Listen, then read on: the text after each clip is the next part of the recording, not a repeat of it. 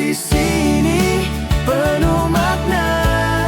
Di Akmala Sabila cinta tercipta. Bismillahirrahmanirrahim. Assalamualaikum warahmatullahi wabarakatuh. Waalaikumsalam warahmatullahi wabarakatuh. Masya Allah, Alhamdulillah kita sudah sampai di hari yang ke-18. Dan bagaimana kabar ya Sobat Akmala yang ada di rumah maupun yang ada di studio nih? Insya Allah semuanya semoga selalu dalam perlindungan Allah dan selalu diberikan kesehatan ya. Amin amin ya rabbal alamin. Dan masih dalam program spesial Ramadan Akmala Sabila Mencari Ridho Ilahi Kabupaten Cirebon mengaji 30 hari bersama SMA IT Akmala Sabila dan Bank BJB Cabang Sumber. Alhamdulillah, seperti biasa kami akan menemani sore hari Sobat Akmala yang ada di rumah. Menuju buka puasa, kita melakukan hal-hal kebaikan yaitu tadarus Al-Quran. Mari kita ambil Al-Qurannya, kita buka surat Asy-Syams ayat 1 sampai 15. Mari kita sama-sama mengaji bersama kakak-kakak yang ada di studio. Ta'awudz basmalah. A'udzu billahi minasy syaithanir rajim. Bismillahirrahmanirrahim. Wasyamsi wa duhaha wal qamari idza talaha wan nahari idza jallaha wal laili idza yaghshaha was samaa'i wa ma banaha wal ardi wa ma tahaha wa nafsin wa ma sawwaha فألهمها فجورها وتقواها قد أفلح من زكاها وقد خاب من دساها كذبت ثمود بطغواها إذ انبعث أشقاها فقال لهم رسول الله ناقة الله وسقياها فكذبوه فعقروها فدمدم عليهم ربهم بذنبهم فسواها ولا يخاف عقباها تصديق صدق الله العظيم. Shadaqallahul Azim. Masya Allah, tidak ada waktu yang lebih indah daripada waktu yang diisi dengan kalam Allah. Semoga hati kita selalu rindu untuk kembali membaca dan mendengar ayat-ayatnya. Masya Allah. Nah, di hari ke-18 ini temanya nih Sobat Akmala tentang manajemen waktu ala Rasulullah. Tetap produktif meski sedang berpuasa. Puasa bukan alasan untuk bermalas-malasan. Justru Ramadan adalah madrasah produktivitas. Bagaimana Rasulullah mengelola waktu beliau? Yuk mari kita simak penjelasan dari Ustadz Habib Khairussani kepadanya. Disilahkan. Bismillahirrahmanirrahim. Assalamualaikum warahmatullahi wabarakatuh. Waalaikumsalam warahmatullahi wabarakatuh. La ilaha illallah al-malikul haqqul mubin. La hawla wa la quwata illa billahil aliyyil azim. Asyhadu an la ilaha illallah wa asyhadu anna Muhammadan abduhu wa rasuluhu la nabiyya ba'dah.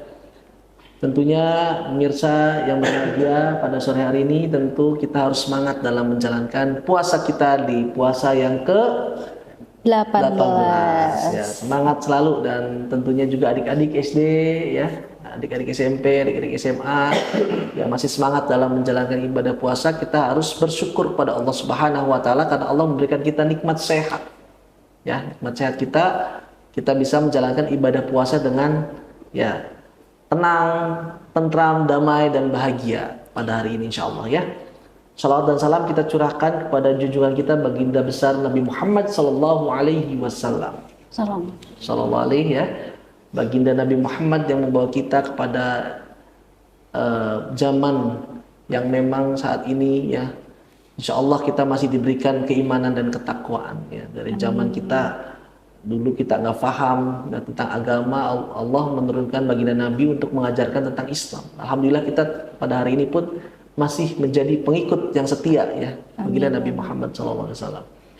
Tema sore hari ini ya tentang manajemen waktu ala Rasulullah. Nah ini yang memang kita penting nih, bulan puasa itu harus pinter-pinter mengatur waktu. Jangan sampai ya anak-anakku yang ada di rumah maupun di pondok ya, waktu puasa itu bukan memutar balikan waktu malam jadi siang, siang jadi malam ya. Jadi sering sekali terjadi ya. Contohnya apa? Pagi hari ya tidur sampai sore hari ya. Sore hari bangun buka puasa, malam begadang sampai dengan pagi hari ya. Diisi dengan bermain game, bermain media sosial, nongkrong-nongkrong yang nggak berfaedah. Nah ini kita salah menafsirkan ya nuansa-nuansa manajemen waktu. Kalau kita merasa sebagai pengikut baginda Nabi Muhammad, Rasulullah SAW ini selalu mengajarkan ya manajemen waktu yang disiplin. Contoh, ketika ba'da sholat subuh, Rasulullah itu mengajarkan pada kita semua sebetulnya ya tidak tidur kembali ya, diisi dengan kegiatan positif, mengaji ya, beraktivitas olahraga atau ya beraktivitas sosial lainnya ya. Kalau kita habis ba'da subuh kita mengaji Al-Qur'an, lalu kita persiapan untuk sekolah ya. Lalu ba'da atau qabla duhur, Rasulullah ini mengajarkan kepada kita itu adalah istirahat. Istirahat itu bisa diartikan bukan tidur terlelap ya. Jadi istirahat bisa tidur selonjoran ya, tidur tapi tidak berlama-lama ya. 20 menit sampai 30 menit kita istirahat ya sejenak, merelaksasikan diri ya, beristirahat. Nah itu salah satu waktu yang digunakan istirahat oleh baginda Nabi ya. Ba'da boleh, qobla boleh.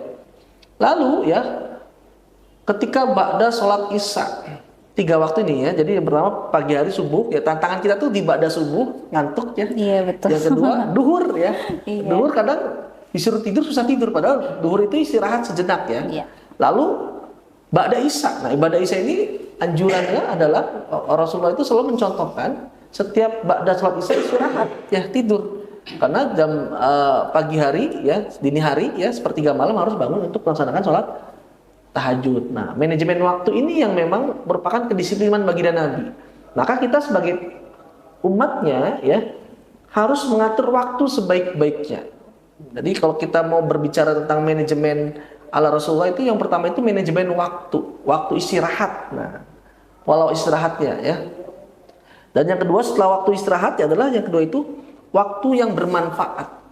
Sebanyak apa waktu kita bermanfaat dibandingkan yang tidak bermanfaat. Kita introspeksi saja. Misalkan waktu kita banyak bermain atau banyak melakukan aktivitas-aktivitas kemajuan buat implementasi diri seperti belajar, menghafal atau diskusi ilmiah ya. Nah, itu lebih banyak diskusi ilmiah apa diskusi yang tidak berfaedah. Nah, dan yang terakhir adalah manajemen waktu ala Rasulullah ini ya, mudah-mudahan kita itu punya visi dan misi besar terhadap kemajuan bangsa, agama, ya, dan negara. Ya. Bangsa kita, kemajuan orang-orang yang hebat seperti kalian, ya, para intelektual, ya, buat agama tentunya membuat bangga agama dengan akhlaknya dipraktekkan sehingga di masa yang akan datang itu kalian itu bisa mewakili, mencerminkan orang Indonesia yang beragama Muslim dengan teladan yang baik, menjadi dokter yang hebat ya, terkenal di Indonesia maupun di luar ya, insinyur yang hebat yang terkenal di dalam negeri maupun luar negeri ya. Dan ya tentunya itu harus dilakukan untuk agama dan untuk negara. Kontribusinya apa? Ya, kita harus bisa memberikan kontribusi sebagai warga negara Indonesia yang mencintai bangsa ini, yang mencintai negara ini. Kita harus menjadi orang-orang yang bermanfaat. Jadi bukan kita melakukan sebuah kesalahan, kejahatan atau merugikan negara. Maka kita harus ya punya cita-cita besar ya. Nah, itulah manajemen waktu ya, terusnya manajemen kegiatan bermanfaat, dan manajemen itu harus ada target capaian. Target capaian itu untuk bangsa, negara, dan agama. Sehingga nama Islam ya, kita sebagai umat baginda Nabi itu terus ya terpancar ya, bersinar ya. Masya Allah, baik Ustadz, terima kasih tausiahnya tadi. Ustadz penjelasannya begitu runtut dan mudah dipahami, membuat kami semakin dekat dengan makna yang disampaikan. Dan Sobat Akmal di rumah, jangan lupa ada 3 hal besar yang tadi Ustadz sampaikan. Yang pertama, waktu istirahat. Yang kedua, kita harus bisa manajemen waktu. Dan yang terakhir, kita harus punya visi dan misi yang jelas agar kita bisa mengikuti bagaimana cara manajemen Rasulullah saat Ramadan. Baik Sobat Akmala, sekarang waktunya sesi tanya jawab. Barangkali dari kakak-kakak yang ada di studio ada pertanyaan? Afwan Ustadz, izin bertanya mengenai tentang manajemen waktu. Apalagi kan kita yang seorang pelajar nanti akan pulang ke rumah, yang dimana di rumah itu ada beberapa tantangan seperti gadget dan beberapa teman-teman yang di luar. Biar kita tuh tetap bisa mengikuti jadwal yang sudah di-manage oleh kita. Insyaallah ya, subhanallah, Kakak Ibnu pertanyaan luar biasa ya. Nah, karena sebentar lagi nih, beberapa hari lagi ya, kita akan liburan ya, di rumah ya, insyaallah ya. Jadi memang kalau kita berada dalam posisi di rumah itu tantangannya lebih besar. Apalagi anak-anak, adik-adik kita yang ada di SD nih ya, pasti merasakan puasa itu hari-hari diisi dengan nonton, main game ya, main gadget atau bermain sama teman-teman di luar ya. Itu energinya terkuras itu. Kalau kita sudah bermain teman bergadget itu akan akan malas atau akan mengurangi semangat kita untuk melakukan kegiatan-kegiatan amaliyah kebaikan, terutama ya kegiatan-kegiatan positif ya yang biasa kita lakukan sehari-hari di sekolah atau di asrama. Maka dari itu ya, hal terpenting mumpung kalian belum berlibur dan mungkin anak-anak SD juga bisa lakukan ini dari sekarang. Coba niatkan dalam hati yang paling dalam ya, bahwasanya kita itu ya punya keinginan yang kuat ya untuk menjadi pengikut baginda Nabi Muhammad SAW yang betul-betul menjalankan apa-apa yang dilaksanakan dan dikerjakan oleh Rasulullah. Itu berat sekali ya. Saya pun merasakan agak berat sekali ya, apalagi kondisi saat kalian hari ini nggak main HP, ketika di rumah main HP. Maka kesadaran itu sebetulnya akan muncul ketika setiap langkah apa yang kamu lakukan ya, ibadah kamu setiap hari saat ini itu kamu rasakan sebagai nikmat dan kebutuhan kamu. Contoh, Kak Ibnu biasakan membaca Al-Quran itu bukan karena paksaan. Pada hari ini Kak Ibnu membaca Al-Quran karena senang dan karena bahagia, karena butuh ya, dan karena harus. Nah, maka insya Allah ketika di rumah gak akan tergoda dengan gadget karena Al-Quran menjadi kebutuhan. Atau Kak Ibnu misalkan waktu tidurnya di sini jam 9 ya, jam setengah 10 ya, paling telat-telatnya jam 10, maka di rumah pun akan sama. Jadi kalau misalkan kita habit itu, kebiasaan itu sudah tersistem, terkomputer, tersave. Kalau kita konsisten, makanya untuk mengkonsistenkan inilah yang perlukan manajemen. Manajemen itu kan mengatur ya. Maka kalau mengatur itu ada perencanaan, ada target tujuan, dan itu tersusun rapi dalam niat, dalam benak, dan dalam perilaku. Jadi sesuai semuanya, niatnya kita dilaksanakan, tujuannya dilaksanakan, semua dilaksanakan. Ini memang berat. Maka hanya orang-orang yang ingin berubah dan orang-orang yang ingin lebih baik lagi lah yang bisa melakukan ini. Tapi kalau misalkan kita tidak ada keinginan untuk melakukan perubahan atau berbuat kebaikan, maka ini juga akan sulit. Maka ini ada pada diri kita sendiri. Apakah kita mau melakukan? Apakah kita mau mengikuti jejak langkah apa yang menjadikan pembelajaran kita sebagai umat baginda Nabi, ataukah kita tidak bisa melakukannya karena ego kita? Nah, maka tanyakanlah pada diri kita sendiri ya. Baik, itu ya. Masya Allah, terima kasih Ustadz. Dan ingat nih Sobat Akmal yang ada di rumah, Ustadz tadi bilang hanya orang-orang yang ingin berubah. Dan semoga kita termasuk orang-orang yang ingin berubah itu bukan hanya di Ramadan, tapi di hari-hari berikut ya, di bulan-bulan berikut ya juga. Nah, Ini obrolannya seru banget ya Ustadz ya, kajiannya Masya Allah, sampai tidak terasa kita sudah sampai di penghujung acara. Dan puasa bukanlah alasan untuk bermalas-malasan. Justru di bulan inilah kita belajar bahwa waktu adalah amanah yang akan dimintai pertanggungjawaban. May Allah make us not only listeners of goodness but doers of it. Oke, akhirul kalam, saya Dian Musyarofa, dan terima kasih kepada Bank BJB yang selalu mendukung acara spesial kami. Wassalamualaikum warahmatullahi wabarakatuh. Waalaikumsalam warahmatullahi wabarakatuh.